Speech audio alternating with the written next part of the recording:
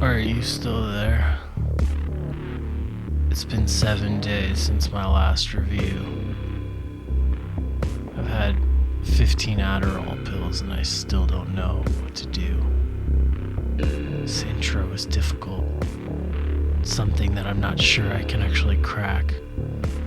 An algorithm with infinite potential. I need your help. Will you help me? Can you help me? Please? I'm dying on the inside, and I know that he's watching us.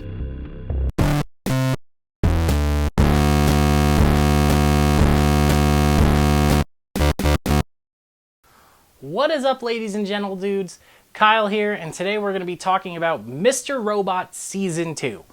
Now, I love this show, all right, as you can tell by the intro. I am a big fan of Mr. Robot, and Rami Malek and Sam Esmail's work, phenomenal cast, great cinematography, pulse-pounding soundtrack, everything that I love in a show.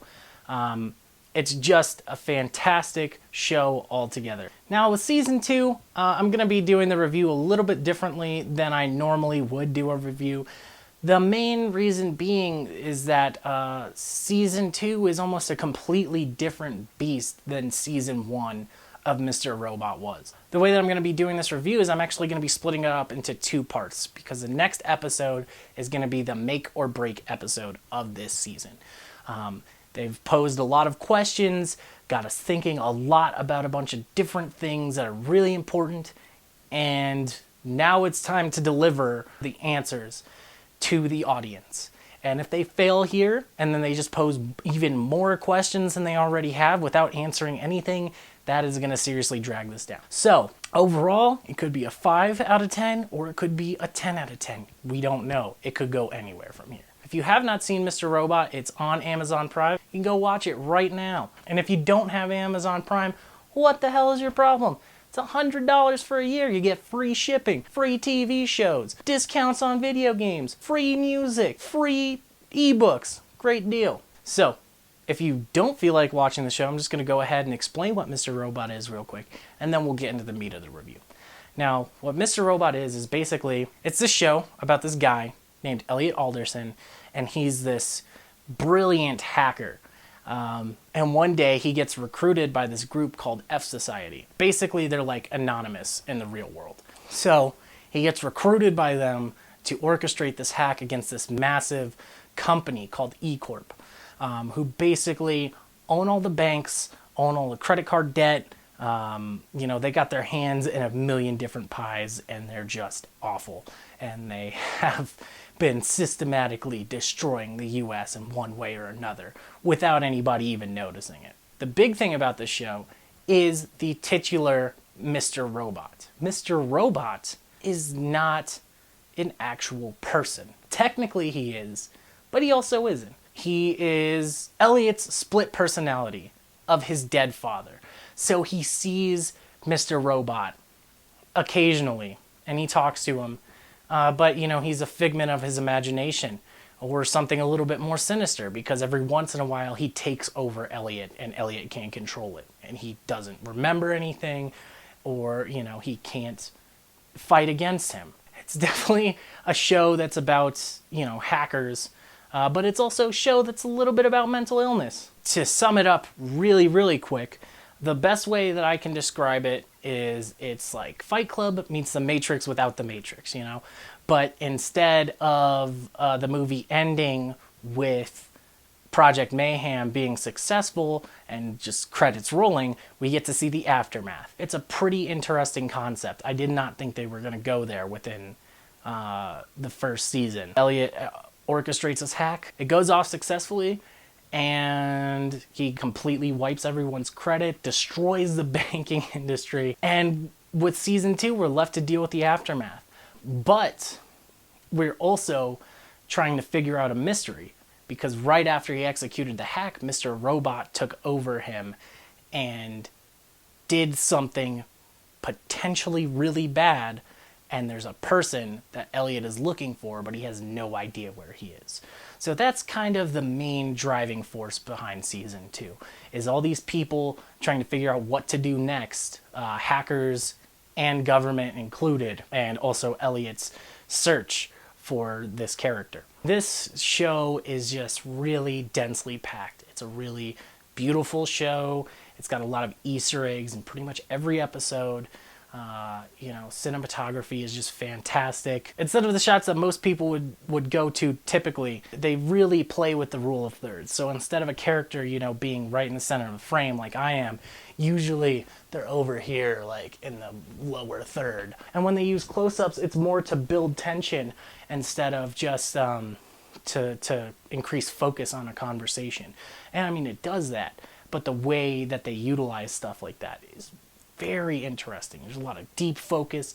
There's a lot of rack focus. One of the biggest examples of this came in this season.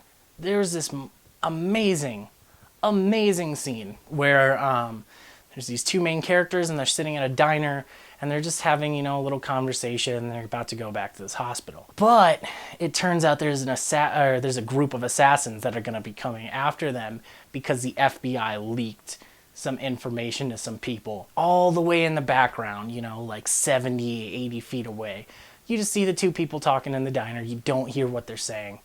And then off to the right, there's a little crosswalk sign and it's counting down. And as you see it counting down, these two dudes pull up on motorcycles. And then they get off the motorcycles and they start walking towards the diner. And then as soon as the counter hits 0, they just fucking start spraying bullets with their fucking MP5s. And like the moments leading up to that were insane. It was just 15 minutes of pure tension leading up to that point. And I haven't felt something like that since Breaking Bad. Now, one of the issues that I have had with this season is the way that Sam Esmail approaches his female characters. Now, I get that he wants to write strong female characters, but I really feel like the way that he's tackled them or had his writers tackle the female characters on the show has been a bit disappointing because they're just really archetypes. It's definitely a far cry from the way they handled them in season 1. Elliot's best friend is named Angela. She is trying to help Elliot out in a couple of different ways, but she just thinks so much of herself, and yet she is just constantly fucking things up. When she's confronted with an issue, somebody comes to her to talk. This is the only fucking thing that she does in the show, I swear to God.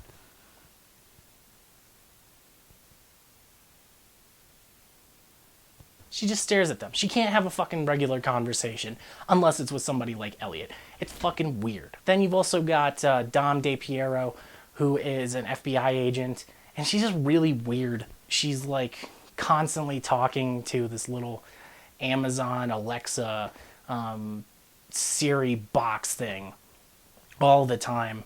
And you can tell that she's just like a really lonely, sad woman. That's basically all the character development we get for her, is that she's lonely and sad. Then finally we have Elliot's sister. She is trying to take over the leadership role because something happens to Elliot in this season. No spoilers. But she fails miserably and she just resorts to violence all the time. That's her like go-to. She's just like hardcore radical, whereas she used to be a voice of reason in the past. So with this season, they had a really big twist that some people saw coming.